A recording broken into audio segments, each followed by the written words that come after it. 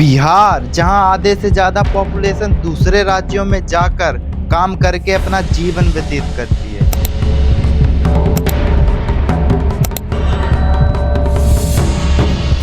वही बिहार जहां बीजेपी की प्रचंड जीत हुई।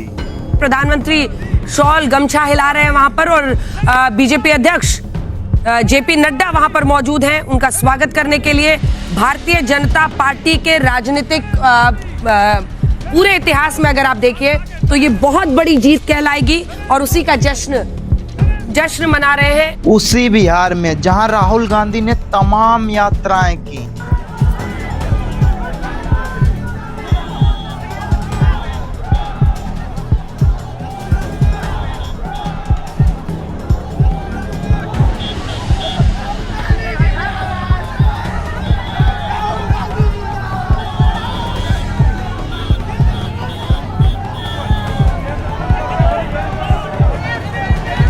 लेकिन उसका नतीजा क्या निकला? कांग्रेस 4-5 सीटों पर ही सिमट गई। यही नहीं बल्कि पूरा महागठबंधन 35 सीटों पर ही सिमट गया और एनडीए को 200 से भी ज्यादा सीटें मिली।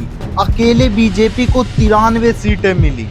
क्या सच में 10-10 हजार रुपए काम कर गए, या फिर जो इतनी ज्यादा संख्या में वोट किए गए थे वो सरकार को वापस लाने के लिए किए गए थे, या फिर सच में कोई गड़बड़ घोटाला हुआ है?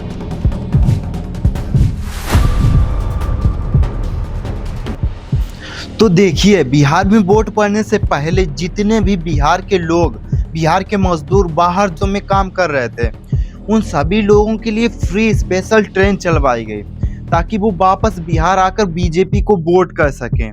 यहाँ तक रिटर्न टिकट भी बिल्कुल फ्री थी।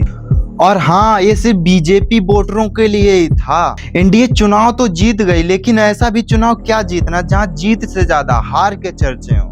हम कैसे विश्वास करें कि ये जीत ईमानदारी की है? जरा ये वीडियो भी देख लीजिए। बाहर में हम लोग कर रहे हैं। क्या बात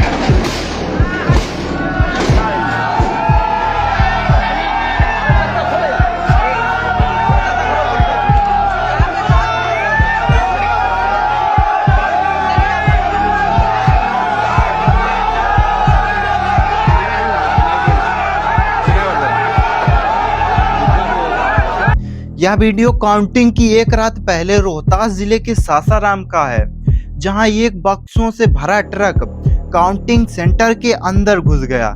आरजेडी ने इसका विरोध किया, विपक्ष ने इसे लोकतंत्र की डकैती कहा और हजारों कार्यकर्ता काउंटिंग सेंटर के बाहर इकट्ठे हो गए। एनडीए चुनाव जीतने के बाद राहुल गांधी ने अपने ट्विटर हैंडल पर लिखा कि मैं बिहार के उन करोड़ों मतदाताओं का हार्दिक आभार व्यक्त करता हूँ जिन्होंने महागठबंधन पर अपना विश्वास जताया।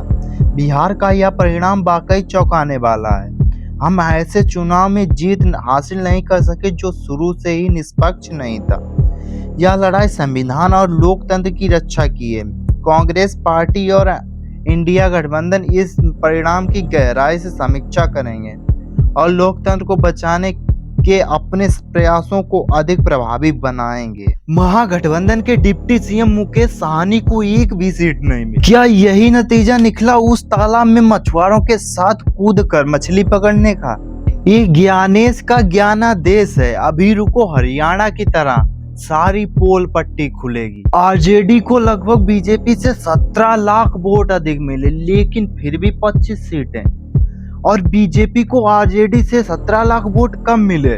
उसके बावजूद भी बीजेपी को 93 सीटें मिली, जबकि आरजेडी को जेडीयू से 22 से 23 लाख वोट अधिक मिले, लेकिन उसके बावजूद भी जेडीयू को 85 से अधिक सीटें मिली और आरजेडी को सिर्फ 25 सीटें।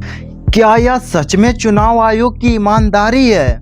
चुनावी नतीजों में नीतीश की पार्टी दूसरे नंबर पर आई तो जरूर है, लेकिन बीजेपी को इतनी सीटें मिल गई हैं कि वो जेडीयू के बिना भी अकेले अपने दम पर सरकार बना सकती है। और अगर नीतीश और महागठबंधन आपस में मिल भी जाएं, फिर भी इन दोनों को मिलाकर बीजेपी जितनी सीटें नहीं पहुंच पाएंगी। बीजेपी चाहे तो जेडीयू को साइड करके चिराग पासवान की एलजेपी, जीतन राम मांझी की हम और उपेंद्र कुशवाहा की राष्ट्रीय लोक मोर्चा को साथ लेकर सरकार बना सकती है। मतलब बिहार में नीतीश कुमार की जरूरत ही खत्म। चुनावी नतीजों में मोदी को उतनी सीटें मिली हैं जितनी की उन्हें जरूरत थी, और बीजेपी को नीतीश की कोई जरूरत नहीं। जीतने के बाद मोदी अपना गमछा हिलाते हुए नजर आए और कहा बिहार ने गर्दा उड़ा दिया। ये प्रचंड जीत, ये अटूट विश्वास बिहार के लोगों ने बिल्कुल गर्दा उड़ा दिया है।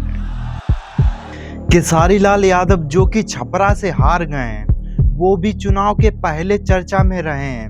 उनका ये वीडियो उन्होंने एक पोस्ट किया, इसे देखिए पहले। दिया और हार जीत अपनी जगह पे होती है, और जिंदगी से हम लोग इतना हारे हैं ना कि क्या बताएं, और हार के यहाँ तक खड़े हैं। तो आप सबका स्नेह, आप सबका दुलार मुझे एक बेटे की तरह मिला।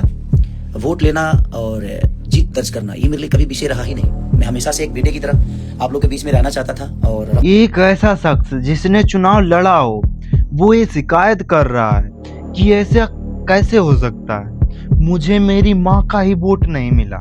दोस्तों, ये हैं पुष्पम प्रिया चौधरी। इन्होंने एक पार्टी बनाई है। इनका कहना है कि जो वोट इन्होंने बाकायदा गिने थे लिस्ट बनाकर, इनकी माँ का भी और इनके रिश्तेदारों का भी वोट ट्रांसफर हो गया है।